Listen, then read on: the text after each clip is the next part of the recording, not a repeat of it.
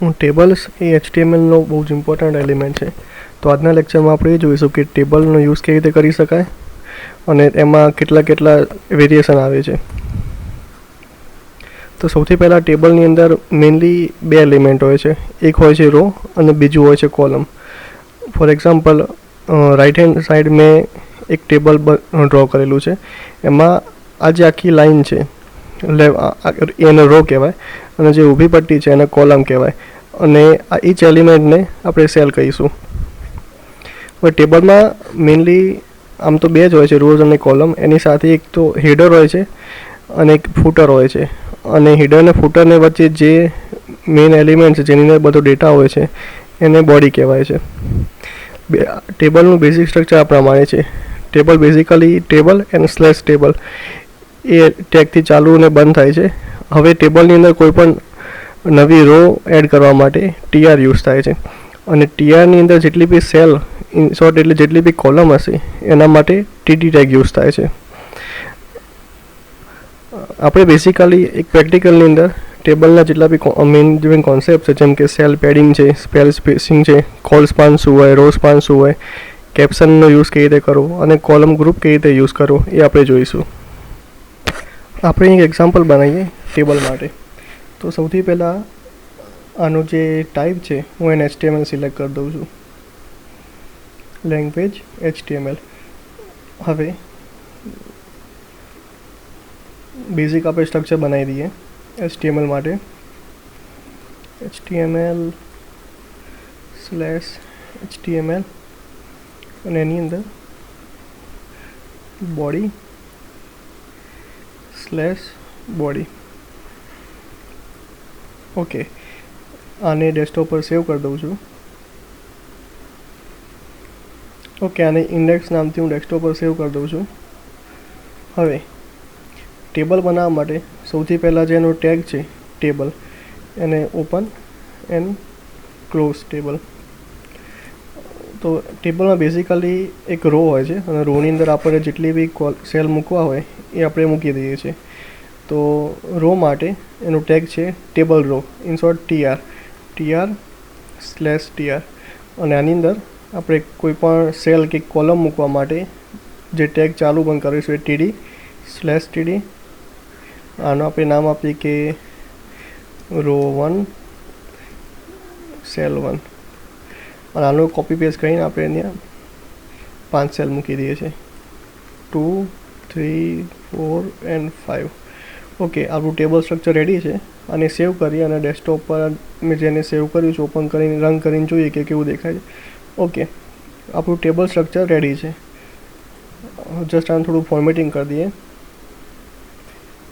Table આની border આપી દઈએ એટલે થોડું વ્યવસ્થિત ડિસ્પ્લે થશે અને આની વિડ્થ છે એ 100% આપી દઈએ.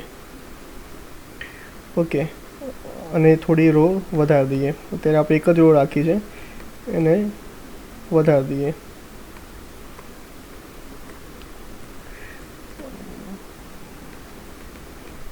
અહીંયા એકની જગ્યાએ સેકન્ડ,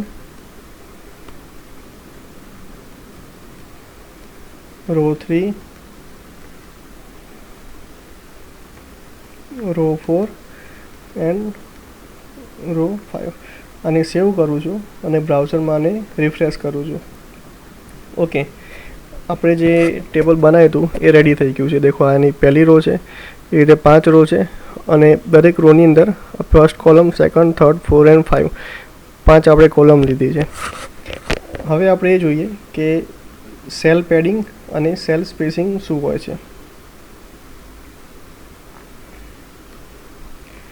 તો સેલ પેડિંગ એટલે કેવું કે આ જે સેલ છે આ સેલમાં એની જે ઉપરની 4 બોર્ડર છે એ 4 બોર્ડરથી કેટલી જગ્યા છોડવી એને સેલ પેડિંગ કહેવાય. અને સેલ સ્પેસિંગ એટલે આ જે બોર્ડર છે એ અને એની બહારની ટેબલની જે બોર્ડર છે એ બંને વચ્ચે કેટલી જગ્યા છોડવી એને સેલ સ્પેસિંગ કહેવાય. તો ફોર એક્ઝામ્પલ આપણે એને ખાલી સેલ સ્પેસિંગ આપીને જોઈએ. તો સેલ પેડિંગને હું અત્યારે 0 કરી દઉં છું એટલે કોઈ ડિફોલ્ટ વેલ્યુ ના લે અને સેલ સ્પેસિંગને બી અત્યારે 0 કરી દઈએ છીએ. Cell spacing equal to 0. અને સેવ કરું છું, અહીંયા રીલોડ કરું છું. તો દેખો આણે ટેબલનું જે બહારની બોર્ડરથી ત્યાંથી બી કોઈ પણ સ્પેસ ના લીધી અને સેલની અંદરની બોર્ડરથી બી કોઈ પણ સ્પેસ ના લીધી. હવે આની હું સેલ સ્પેસિંગને 10 પિક્સેલ કરી દઉં છું, એટલે કે 10 કરી દઉં છું. સેવ કરું છું અને અહીંયા રીલોડ કરું છું. તો દેખો બહારની જે બોર્ડર હતી ત્યારથી આણે 10 પિક્સેલની જગ્યા બધી જગ્યાએ છોડી દીધી. તો આ હતું સેલ સ્પેસિંગ. અને મારે એવું ના કરવું હોય પણ મને અંદરની બોર્ડરથી જગ્યા છોડવી હોય તો હું એની સેલ પેડિંગને પ્રોપર્ટીને સેટ કરીશ અને સેલ પેડિંગને 10 પિક્સેલ આપું છું. સેવ કરું છું, અહીંયા રીલોડ કરું છું. તો દેખો એણે બહારની કોઈ પણ બોર્ડરમાં જગ્યા ના લીધી પણ દરેક સેલની અંદરની બોર્ડરથી 10 પિક્સેલની જગ્યા છોડી ચારે બાજુ, left, top, right and bottom. તો આ હતું સેલ પેડિંગ અને સેલ સ્પેસિંગ. હવે અત્યારે જે HTML5 આવ્યું છે એની અંદર ટેબલની જે હેડર છે, બોડી છે અને ફૂટર છે એના માટે અલગ અલગ ટેગ આપેલા છે. આપણે એનો યુઝ ના કરીએ તો પણ એ પરફેક્ટલી ફાઇન ચાલવાનું જ છે, પણ બેટર વસ્તુ એ છે કે આપણે એનો યુઝ કરીએ જેથી કરીને આપણે ડિઝાઇનમાં વ્યવસ્થિત રીતે ટેગ સેટ કરી શકીએ છીએ. તો ટેબલનું હેડિંગ સેટ કરવા માટે તો સૌથી પહેલાંનો ટેગ છે THEAD /THEAD. Same way table body માટે TBODY/TBODY અને ટેબલના ફૂટર માટે TFOOT/TFOOT.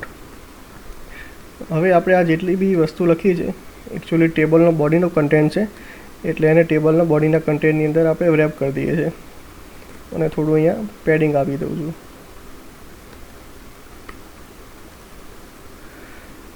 હવે ટેબલનું જે હેડ છે એની અંદર બી સિન્ટેક્સ આના જેવી જ છે, જસ્ટ ખાલી એમાં ફેર એટલો છે કે આપણે TDની જગ્યાએ TH ટેગનો યુઝ કરીશું.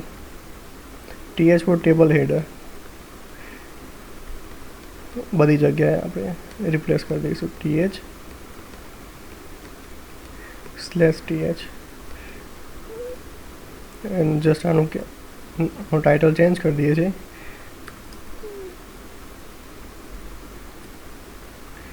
Header 1 to 5.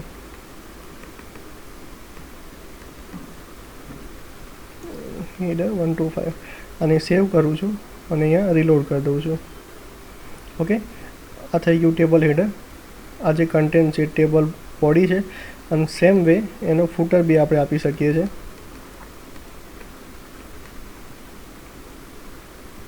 ફૂટર માટે બી એના જે એલિમેન્ટ છે સેમ જે બોડીના હોય છે એ જ હોય છે.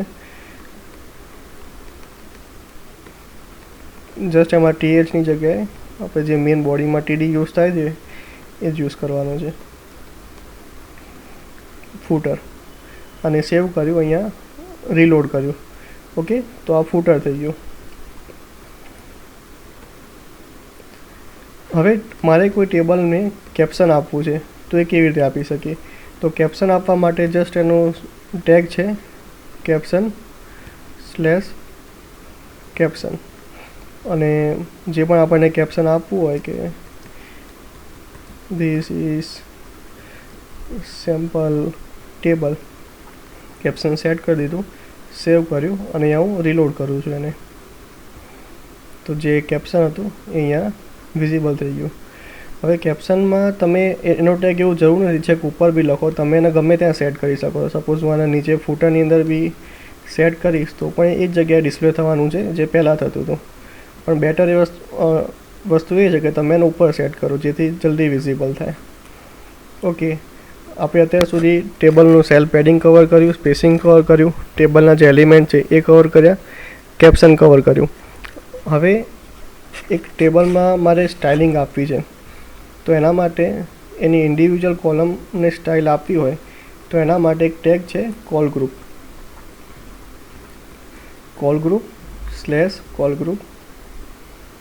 Group in short column group.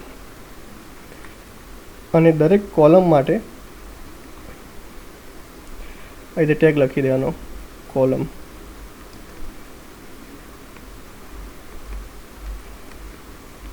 આપણે અત્યારે 5 કોલમ યુઝ કરી છે તો આને 5 વાર લખી દેવાનો. અને મારે સપોઝ એવું કરવું હોય કે આની જે ફર્સ્ટ નંબરની જે કોલમ છે એનો બેકગ્રાઉન્ડ કલર ગ્રીન આપવો છે. તો અહીંયા હું સ્ટાઇલ આપીશ, સ્ટાઇલ બેકગ્રાઉન્ડ કલર ગ્રીન, અને મેં સેવ કર્યું અને અહીંયા હું રીલોડ કરીશ. તો દેખો આની જે ફર્સ્ટ રો છે, ફર્સ્ટ કોલમ છે, એના મારે દરેકમાં ઇન્ડિવિજ્યુઅલ સ્ટાઇલ આપવાની જરૂર નથી. જસ્ટ આ રીતે મને કોલ ગ્રુપ્સને સ્ટાઇલ આપી દઈશ તો એ દરેક કોલમને એપ્લાય થઈ જશે. મારે સપોઝ એવું કરવું હોય કે ત્રીજા અને ચોથા નંબરની કોલમને બ્લુ કલર બેકગ્રાઉન્ડ આપવું છે તો હું આ રીતે બી કરી શકું, દરેકને ઇન્ડિવિજ્યુઅલ રીતે આપીને. ત્રીજું અને ચોથું, અને સેવ કરું છું અને રીલોડ કરું છું. 1 મિનિટ. ઓકે, સ્પેલિંગ મિસ્ટેક છે. Background colour blue. ઓકે, મેં રીલોડ કર્યું તો આનો બેકગ્રાઉન્ડ કલર બ્લુ થઈ ગયો. પણ મારે આ દરેક વખતે રિપીટ ના કરવું હોય, જો દરેક કોલમ, બંને કોલમમાં સરખી સ્ટાઇલ એપ્લાય થવાની છે તો હું એક છે ને એક આનું એટ્રીબ્યુટ છે સ્પાન કરીશ, સ્પાન ઇક્વલ ટુ 2, અને અહીંથી એને રિમૂવ કરી દઉં છું. સેવ કરું છું, રિફ્રેશ કરું છું તો દેખો એ સ્ટીલ મેં આપણે જે સ્ટાઇલ આપી એ બંને કોલમમાં એપ્લાય થઈ ગઈ.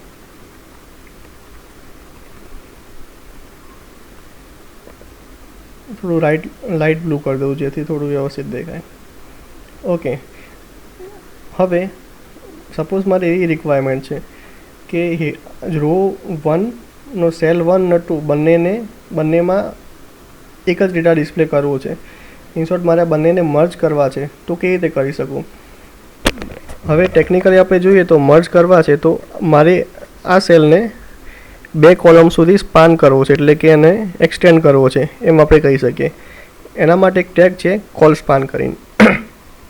મારે એક સેલને જેટલા બી કોલમ સુધી એક્સટેન્ડ કરવો હોય એ અંદર લખી દેવાનું. ફોર એક્ઝામ્પલ આ જે રો 1નો સેલ 1 છે અને મારા એ અને રો 1નો સેલ 2 બંનેને એક કરવા છે, મર્જ કરવા છે. તો હું કેવી રીતે કરીશ? તો રો 1નો સેલ 1 છે, અહીંયા હું એનું એટ્રીબ્યુટ આપીશ call span equal to 2. In short A 2 column સુધી એક્સટેન્ડ થશે. હવે આ 2 કોલમ સુધી એક્સટેન્ડ થવાનો છે એનો મતલબ કે આ રો, આ સેલ આવવાનો નથી, એટલે હું આને ડિલીટ કરી દઉં છું. આને હું સેવ કરું છું, અહીંયા રીલોડ કરું છું. તો દેખો રો 1નો જે સેલ 1 છે એ રહ્યો 2 સેલ સુધી એક્સટેન્ડ થયો, એટલે એને 2 સેલ સુધી કોલ સ્પાન થઈ ગયો. હવે સપોઝ મારે એવી રિક્વાયરમેન્ટ છે કે રો 3નો સેલ 3, રો 4નો સેલ 3 અને રો 5નો સેલ 3 ત્રણેયને મર્જ કરવા છે. ઇન શોર્ટ આ જે સેલ છે એ 3 રો સુધી સ્પાન કરવા છે મારે, તો એના માટે રો સ્પાન એલિમેન્ટ છે. તો એના માટે જેમ આપણે કોલ સ્પાન કર્યું એવી જ રીતે આને રો સ્પાન કરીશું. હવે એની સિન્ટેક્સ કેવી છે કે આપણે રો 3ની સેલ 3, અહીંયા હું રો સ્પાન આપી દઈશ, રો સ્પાન ઇક્વલ ટુ 3, કેમ કે એને 3 સેલ્સ સુધી સ્પાન કરવાનું છે. રો 3 સેલ 3, રો 4 સેલ 3 અને રો 5 સેલ 3. તો આ સેલ સ્પાન થવાનો છે, એનો મતલબ કે આ બંને સેલની જરૂર નથી. તો હું રો 4નો સેલ 3 એને ડિલીટ બી કરી શકું, કોમેન્ટ બી કરી શકું. કોમેન્ટ કર્યું, પછી આને બી હું કોમેન્ટ, સેમ વે રો 5ના સેલ 3ને બી હું કોમેન્ટ કરી દઉં છું. લેસ ધેન %/ ગ્રેટર દેન, અને સેવ કરું છું અને રીલોડ કરું છું. તો દેખો આ રો 3નો સેલ 3 બી રો સ્પાન થઈ ગયું, શોર્ટ મર્જ થઈ ગયા 3 સેલ. ઓકે, તો પછી આજના પ્રેક્ટિકલમાં આપણે જોયું કે બેઝિકલી ટેબલ શું હોય છે, રો શું હોય છે, કોલમ શું હોય છે, ટેબલના જે અલગ અલગ ટેગ છે, જેમ કે ટેબલ હેડર કેવી રીતે બનાવી શકાય, ટેબલ બોડી કેવી રીતે બનાવી શકાય, ટેબલ ફૂટર કેવી રીતે બનાવી શકાય. એના સિવાય આપણે એ બી જોયું કે ટેબલમાં કેપ્શન કેવી રીતે આપી શકાય, કોલ ગ્રુપ કેવી રીતે વર્ક કરે છે, અને છેલ્લે આપણે એ જોયું કે કોલ સ્પાન અને રો સ્પાન શું હોય છે. Thank you.